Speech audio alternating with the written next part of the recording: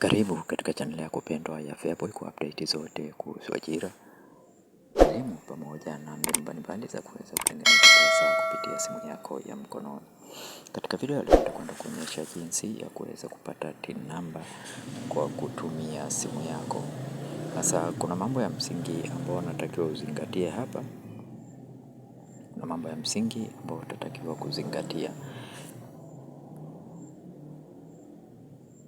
Kwa kutumia simu utaweza kupata TIN number, lakini certificate utaweza kuidownload kwa kutumia simu. Certificate utaweza kuidownload kwa kutumia PC au kompyuta. Kwa hatua ya kwanza utaingia kwenye Google, utasearch taxpayer portal au utasearch TRA.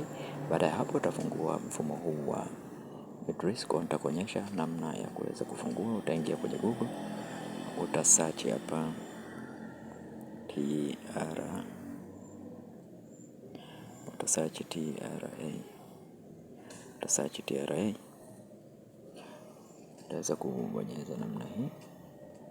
Mfumo huu wa TRA utaweza kufunguka, na utakapofunguka basi moja kwa moja utaonekana upo katika format hii au katika mfumo huu. Kwa unachotakiwa kufanya, utashuka hapa chini kidogo, utabonyeza hii TRA. Baada hapo mfumo huu utakuleta katika website hii, official website ya TRA. Utascroll tena chini, then utakuja katika sehemu hii palipoandikwa taxpayer portal. Utafungua sehemu hii ya taxpayer portal.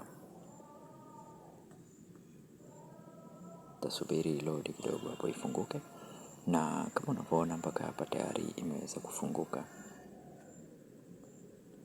Tayari imeweza kufunguka namna hii. Kwa unachotakiwa kufanya, utagusa hivi vidoti vitatu, then utakuja katika sehemu hii ya TIN registration. Then sehemu hii utaweza pia, kama tayari umeshafanya application, utaweza kuangalia status yako. Sehemu ya application reference number, utaingiza reference number ya TIN application yako, then utaweza kusearch. Tarudi nyuma. Hapa kuna application type, kuna application without NIN, kuna TIN application with a NIN, kuna entity TIN application, non-resident foreign principal TIN application, administration of a state TIN appointment, kuna digital electronic service provider TIN application, taxpayer portal accounting application using existing TIN, minor TIN application.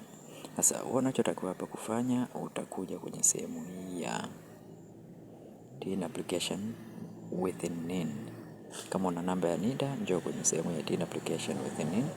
Kama hauna NIDA, utaenda kwenye TIN application without NIN. Kwa utakuja hapa sehemu ya TIN application with NIN, then utascroll chini hapa. Sehemu hii utaingiza namba zako za NIDA. Utaingiza namba zako za NIDA hapa.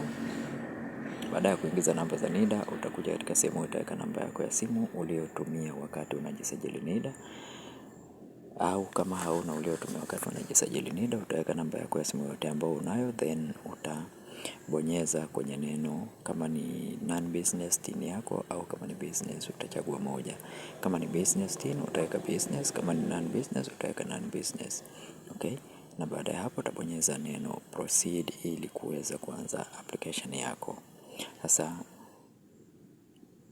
procedure ni hizi. Kwa mfano utakuja kwenye sehemu hii ya TIN application without NIN, alafu utakuja hapa labda let's say ni non business, alafu utabonyeza proceed. Utaweza kuona hatua hizi ambazo umeweza kupewa hapa. Ya kwanza ni personal information. Utajaza title ya jina lako kama ni Mr, Mrs au Miss, then utaingia kwenye gender, kuna male, kuna female. Utajaza jina lako la kwanza, middle name jina la kati, last name jina la mwisho, tarehe yako ya kuzaliwa, nationality yako, residential status kama ni resident au ni non-resident. Kama wewe ni Mtanzania utaweka sehemu ya resident. Baada ya hapo utakuja kwenye contact details, utaselect contact hapa. Kama ni landline, kama ni email, kama ni mobile utaweka kwenye mobile. Then utakuja kwenye person, utaselect person.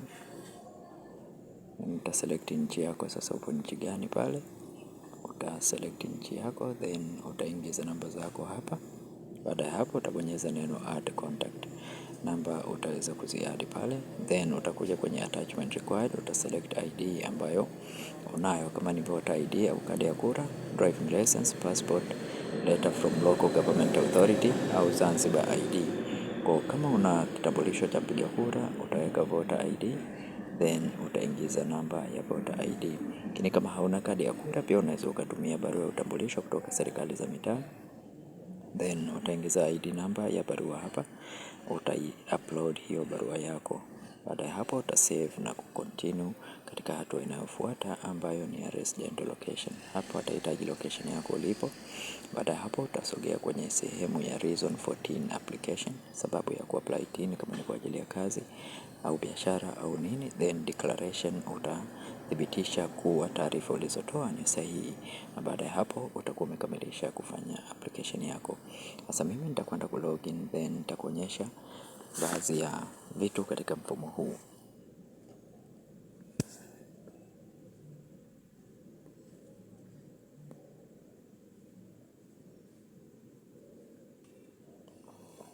Hapa tayari nimeshaweza ku login. Sasa namna ya kuweza kupata certificate yako, TIN namba yako utaweza kuiona hapa juu upande wa kulia hapa kwenye jina, utaweza kuona TIN namba hapa.